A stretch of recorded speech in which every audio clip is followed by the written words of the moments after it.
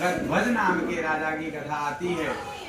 तुंगध्वज नाम के जो राजा थे, धर्म पालन करते थे, अपने धर्म से रहते थे, लेकिन जानते ही हैं कि जब धन आता है तो धन के साथ अहंकार भी आता है, मद भी आता है धन के साथ।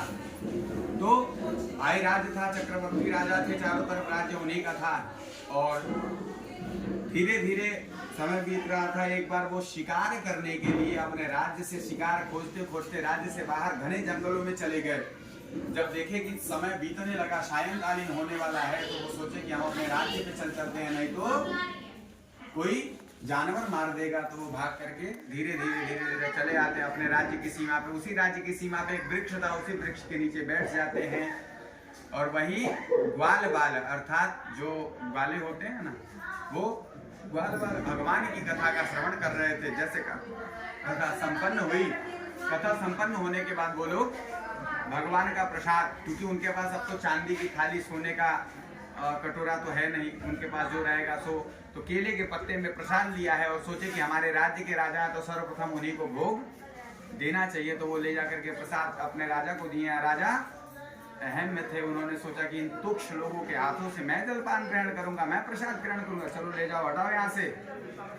अब वो लोग वापस लेकर के आए हैं और कथा का प्रसाद स्वयं पा करके धीरे धीरे जाने की व्यवस्था में लग गए हैं। इधर राजा अपने राज्य में पहुंचते हैं तो देखते हैं कि जो खंबे सोने से मणि युक्त थे, वो खंबे जैसे चमकते थे। मणि तो है लेकिन उसमें चमक खत्म हो गई है, स्वर्ण तो है लेकिन उसमें चमक नहीं रह गई है। व्यक्ति तो है, मंत्री तो हैं, घर परिवार तो है, लेकिन सब मूर्छित पड़े हैं। ऐसा लगता है किसी में जान ही नहीं है, उनका सर्वस्व लुट गया। रोने लगे वो,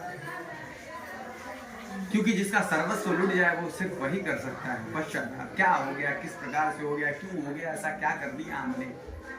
आकाशवाणी हुई है कि जो आपने प्रसाद का परित्याग किया है उसी के कारण से ये सर्वस्व हुआ है। वो भाग करके ग्वाल बालों के पास पहुंचते हैं, जहाँ ग्वाल बाल भगवान की कथा का श्रवण कर रहे थे। ग्वाल बाल जा रहे थे क्योंकि कथा तो संपन्न हो चुकी थी, जा ही रहे थे। तो राजा चिल्ला करके रोकते हैं कि हे ग्वाल बालों, रुक जाइए, भगवान की कथा का श्रवण करते हैं। अब ग्वाल बालों को तो भगवान की सेवा करने में खूब आनंद आता था, लेकिन उनकी मजबूरी थी कि उनके पास इतना धन नहीं था कि वो भगवान की कथा रोज कर सके। तो धीरे धीरे एकत्रित करते थे धन और एक दिन सुनते थे। तो अब तो भगवान की सेवा का दोबारा मौका मिल गया उसी दिन में। और दूसरी चीज, उनके राज्य का राजा कह रहा है तो वैसे भी रुकना है, तो वो रुक गए। और फिर सब लोगों ने मिलकर के भगवान की कथा का श्रवण किया और प्रसाद ग्रहण किया राजा ने।